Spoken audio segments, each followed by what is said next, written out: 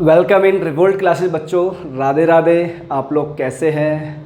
Please अपने हाल चाल हमेशा कमेंट बॉक्स में मुझे ज़रूर दिया करो। आपकी प्रिपरेशन कैसी चल रही है मुझे ज़रूर बताया करो बच्चों, हैप्पीनेस फील होती है, राइट। तो प्यारे बच्चों, विदाउट वेस्टिंग ऑफ टाइम हम लोग पार्ट 2 में मूव करेंगे। वो किसका है? प्रोबेबिलिटी का। पार्ट 1 कहाँ है सर? डिस्क्रिप्शन बॉक्स में जाइए, वहाँ से वीडियो देखिए, राइट बच्चों। मैंने जैसा कि कल कहा था आपको, कल मैंने इंट्रोडक्टरी पार्ट ऑफ प्रोबेबिलिटी दिया था और कहा था नेक्स्ट जो पार्ट आएगा वो इसकी ऑल इम्पॉर्टेंट प्रॉपर्टीज़ पर आएगा। तो ऑल इम्पॉर्टेंट प्रॉपर्टीज़ पर नेक्स्ट पार्ट आपका वेट कर रहा है बच्चों। हम लोग स्टार्ट करते हैं without wasting of time. Let get started. तो बच्चों, प्रॉपर्टीज़ ऑफ प्रोबेबिलिटी, इसमें पहला टॉपिक हमारे पास क्या है सर? जो पहला पॉइंट है हमारे पास, sum of all probability of all the elementary event of an experiment is always 1। Always कितना होगा बच्चों? ये सर ऑलवेज 1 होगा। इसका मतलब क्या है? इसका मतलब ये है बच्चों, सपोज दैट मेरे पास बहुत सारे इवेंट हैं, मैंने कहा कि probability of any event A plus probability of any event B plus probability of any event C plus probability of any event D. कितने भी इवेंट क्यों ना हो बच्चों, जितने भी इवेंट होंगे इन सब की प्रोबेबिलिटी ऑलवेज क्या होगी सर? इन सब की प्रोबेबिलिटी का सम जो होगा वो हमारे पास 1 होगा। ये कहता है, राइट। इसने क्या कहा? ये कहा। मतलब सर आप ये कहना चाहते हैं कि अगर मैं इसका एक एग्जांपल लिखूं, मैंने कहा बच्चों कि मेरे पास probability of a, any event a 7/8 है। कितनी है? 7/8 है। तो बच्चों आप लोग बताओ मुझे, प्रोबेबिलिटी मतलब 2 एलिमेंट है, तो प्रोबेबिलिटी ऑफ बी क्या होगी? प्रोबेबिलिटी ऑफ बी क्या होगी सर? अभी तो आपने बताया कि दोनों की प्रोबेबिलिटी का सम ऑलवेज कितना होता है? दोनों की प्रोबेबिलिटी का सम ऑलवेज सर 1 होता है। तो प्रोबेबिलिटी ऑफ अगर बी मुझे निकालनी है तो 1 माइनस 7/8, 1 माइनस, ये बच्चों माइनस आएगा इस तरफ, तो कितना हो गया सर? ये हो गया 1/8।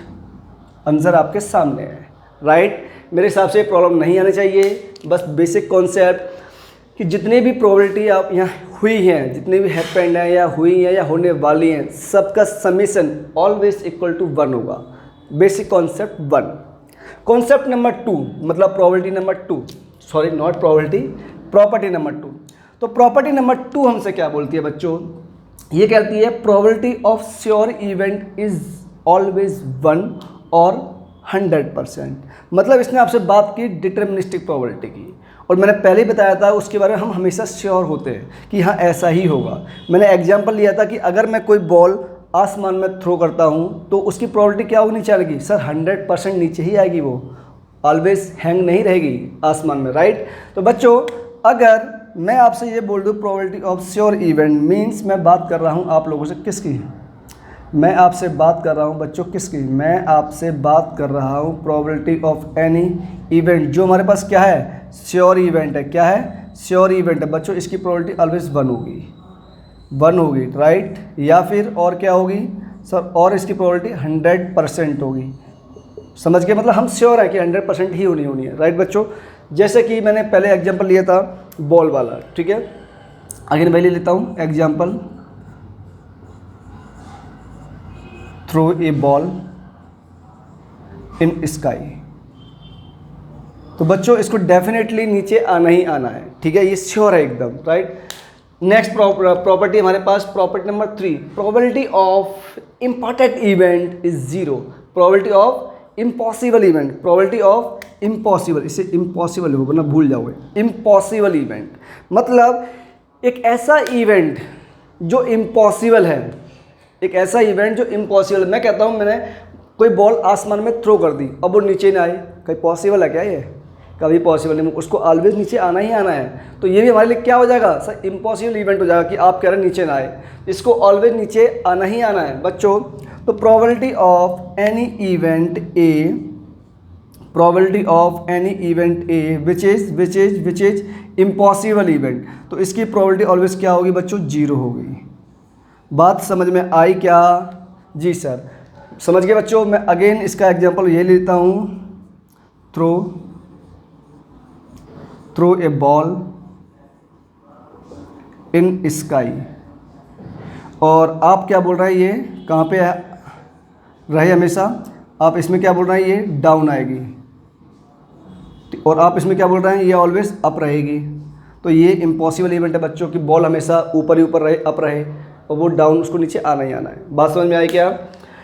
प्रोबेबिलिटी ऑफ, फोर्थ वाली प्रोबेबिलिटी है बच्चों, probability of any event can't be negative. मतलब आप जानते हैं ना, आप जैसे कि छोटे से एग्जांपल की बात करता हूँ बच्चों कि बारिश होगी या बारिश नहीं होगी। ऐसा तो नहीं है ना कि मतलब यहाँ से पानी ऐसा होगा कि मतलब एकदम अल्टीमेटली रिवर्स बारिश स्टार्ट हो जाएगी। हालांकि रिवर्स प्रोसेस अपने एटमॉस्फेयर में वैलिड होता है, बट हम ये नहीं कह सकते मतलब कि किसी थिंग को ये हम गलत प्रिडिक्ट कर देंगे। इसमें प्रिडिक्शन जो भी होगा ना पॉजिटिव ही होगा या जीरो होगा, लेकिन कभी भी प्रिडिक्शन नेगेटिव नहीं हो सकता बच्चों। बात समझ में आई? आपने किसी के बारे में कमेंट किया, कुछ भी किया, सपोज मेरे बारे में मैं एक अच्छा टीचर हूँ, सपोज आपने ऐसा कहा और मैं हूँ अच्छा, मैं जानता हूँ, ठीक है, तो आपने कहा भरसर एक अच्छे टीचर है और मैं हूँ अच्छा, तो बच्चों इसमें ना अपन एक टीचर के लिए कभी नेगेटिव नहीं सोचते हैं। तो हमारे पास ही कौन सा इवेंट हो जाएगा सर, ये हमारे पास हो जाएगा कि probability can't be negative, means एक टीचर के अंदर कभी भी एक स्टूडेंट को बुराइयां नहीं ढूंढनी चाहिए, उसको बस अपनी इन अच्छाइयों से मतलब होना चाहिए हमेशा। और अगर आप ऐसा करते हैं कि स्टूडेंट एक टीचर में बुराइयां ढूंढता है, कमियां ढूंढता है, तो बच्चों गलत करते हैं आप लोग। ये आपकी लर्निंग एज है, लर्निंग एज में जिस भी टीचर से आपको जो मिलता है आप ले लो और आगे बढ़ते रहो, ठीक है। आगे आओ। Probability of any event can't be negative, means मैं ये बोल रहा हूँ बच्चों कि probability of any event a, probability of any event ए क्या नहीं हो सकती, ये नेगेटिव नहीं हो सकती। बात समझ में आई बच्चों? मतलब ये जीरो से कम नहीं हो सकती, नेगेटिव नहीं हो सकती। बात समझ में आई क्या? जी सर। अब ध्यान से देखो बच्चों, नेक्स्ट प्रॉपर्टी हमसे क्या बोल रही है, प्रॉपर्टी नंबर 5, काफ़ी इंपॉर्टेंट प्रॉपर्टी नंबर 5 ही है। प्रॉपर्टी नंबर 5 काफ़ी इंपॉर्टेंट है बच्चों, एंड प्रॉपर्टी नंबर 6, इन दोनों से क्वेश्चन काफ़ी बनते हैं। इन सबसे क्वेश्चन क्या होता है जनरली एक नंबर में आस्किंग होता है, but property number 5 and 6 very very very most important. बात समझ में आई बॉस? अगर आई है तो देखो प्यारे बच्चों, probability of any event is always lie in between of 0 and 1। इसको मैं सेकंड लैंग्वेज में ऐसा ही बोल सकता हूँ बच्चों, वो कैसा? और वो ऐसा कि जो प्रोबेबिलिटी ऑफ किसी भी इवेंट की होगी, प्रोबेबिलिटी किसी भी इवेंट की होगी या एलिमेंट्री इवेंट जो आपने ऑर्गेनाइज किया है, क्योंकि आप तो जानते हैं कि जब तक हम किसी भी चीज़ को ऑर्गेनाइज नहीं करेंगे तब तक हम उस पर कमेंट कर ही नहीं सकते। तो किसी भी थिंग्स का ऑर्गेनाइज होने के लिए, प्रोबेबिलिटी आने के लिए उसका इस वर्ल्ड में एग्जिस्ट करना नीडफुल है, अदरवाइज प्रोबेबिलिटी इम्पॉसिबल है। तो इसका सेकंड लैंग्वेज ये बोलती है कि किसी भी थिंग की जो प्रोबेबिलिटी होगी ना बच्चों, क्या सर आप कहना क्या चाहते हैं? मैं बच्चों ये बोल रहा हूँ कि आपके पास कोई भी इवेंट एक ए है, इसकी प्रोबेबिलिटी ऑलवेज क्या हो सकता है आपको पता है? ये सर या तो 0 से बड़ी हो सकती है या 1 से छोटी हो सकती है। सर लेकिन आपने एक साइन और यूज़ किया है, और वो कौन सा? ये इस साइन का मीनिंग क्या है बच्चों? ये तो आप जानते हैं, ये लेस देन हुआ, ये ग्रेटर देन हुआ। अगर यहाँ ये साइन यूज़ और कर दें तो इसका मतलब ये होता है less than equal to, greater than equal to. बात समझ में आई क्या? और ये हमारे पास क्या होता है सर? ये होता है इक्वल टू। जब हम इन दोनों साइन को कंबाइंड लिखते हैं तो बच्चों लिखते हैं less than equal to, greater than equal to. मतलब probability of any event a, probability of any event a 0 से तो बिगर होगी ही होगी, क्योंकि नेगेटिव तो हो नहीं सकती, नेगेटिव तो हो नहीं सकती, ठीक है ना। तो बच्चों 0 से बड़ी होगी होगी, और क्या पॉसिबिलिटी है सर? उसके इक्वल भी हो सकती है। कैसे सर? ये देखो, probability of impossible event 0 possible है, इक्वल टू 0, तो मतलब वो एक ऐसा इवेंट होगा जो कि इम्पॉसिबल इवेंट होगा, तो उस केस में 0 पॉसिबल है, right. Probability of 1, probability of a क्या है बच्चों? Less than 1, less than 1। Less than 1 का मीनिंग क्या है? मतलब probability of any event a less than 1 तो होगी ही होगी, क्योंकि 1 से ज़्यादा नहीं हो सकती। और क्या हो सकती है सर? इक्वल टू भी हो सकती है। मीन्स ये वाले केस श्योर इवेंट, जब श्योर इवेंट होगा तो हमारे पास प्रोबेबिलिटी 1 होगी, लेकिन जब हमारे पास प्रोबेबिलिटी 1 कंफर्म नहीं होंगे बच्चों तो प्रोबेबिलिटी हमेशा 0 और 1 के बीच में ही लाई करेगी, उसके बाहर नहीं जाएगी, 1 के और 0 के बाहर नहीं जाएगी। बात समझ में आई? मतलब नेगेटिव की तरफ नहीं जाएगी और 1 को क्रॉस नहीं करेगी। अगर 1 से ज़्यादा प्रोबेबिलिटी आती है और 0 से कम आती है, समझ जाना वो केस पॉसिबल नहीं है हमारे लिए। समझ गए बच्चों? तो आपको इतना समझ में आया अगर इतना आया, देखो बच्चों last case, in general probability of A and probability of any event A bar equal to 1। जो बच्चों ये ए बार है ना, हम इसे क्या बोलते हैं पता है आपको? इसे बोलते हैं हम लोग कॉम्प्लीमेंट ऑफ ए। क्या बोलते हैं? Complement of event A. और हम इसे एक चीज़ और बोलते हैं बच्चों, क्या बोलते हैं sir? Negation, negation of any event A, right. ठीक है प्यारे बच्चों, मतलब ये बोल रहा है, मैं इसको पता कैसे याद करता हूँ? मैं इसको ऐसे याद करता हूँ बच्चों, किसी भी इवेंट का होना, मतलब अगर इवेंट ए है तो हो रहा होगा, और एक कॉम्प्लीमेंट है मतलब नेगेटिव इवेंट है, और किसी इवेंट का ना होना, मतलब किसी भी इवेंट का होना और किसी इवेंट का ना होना। ठीक है बच्चों, तो ये इन दोनों की प्रोबेबिलिटी हमारे पास क्या होती है? 1 होती है। इवेंट होना, इवेंट ना होना, दोनों की प्रोबेबिलिटी इक्वल टू 1 होगी हमारे पास।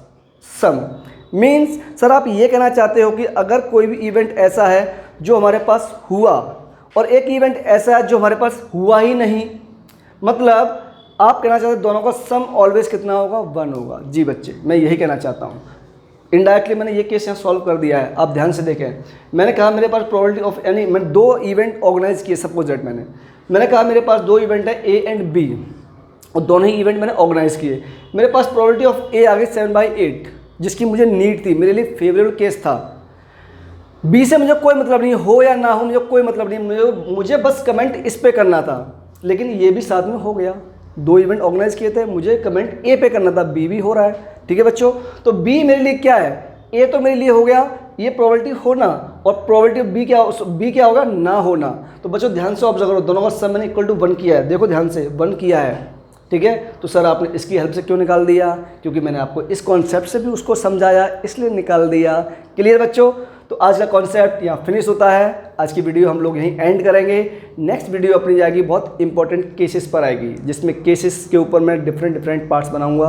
पहला पार्ट हमारे पास होगा कॉइन का, दूसरा पार्ट होगा डाइस का, तीसरा पार्ट होगा कार्ड्स का, फोर्थ पार्ट में हम कंबाइंड कोशिश करेंगे, और नहीं बना तो क्वेश्चन सीधे ले लेंगे। ठीक है बच्चों, तो यहाँ वीडियो एंड करते हैं। आपको कुछ समझ में नहीं आया हो, कोई चीज़ पल्ले नहीं पड़ी हो, तो प्लीज़ कमेंट बॉक्स में आइए, अपने डाउट आस्किंग कीजिए। कोई दिक्कत परेशानी है मुझे बताइए, I am always available for your help. Clear बच्चों? तो thank you so much for that beautiful class. Please like share subscribe करना मत भूलना, इतना मोटिवेशन मुझे आपसे चाहिए। थैंक यू सो मच बच्चों, जल्दी मुलाकात होगी आपसे। राधे राधे।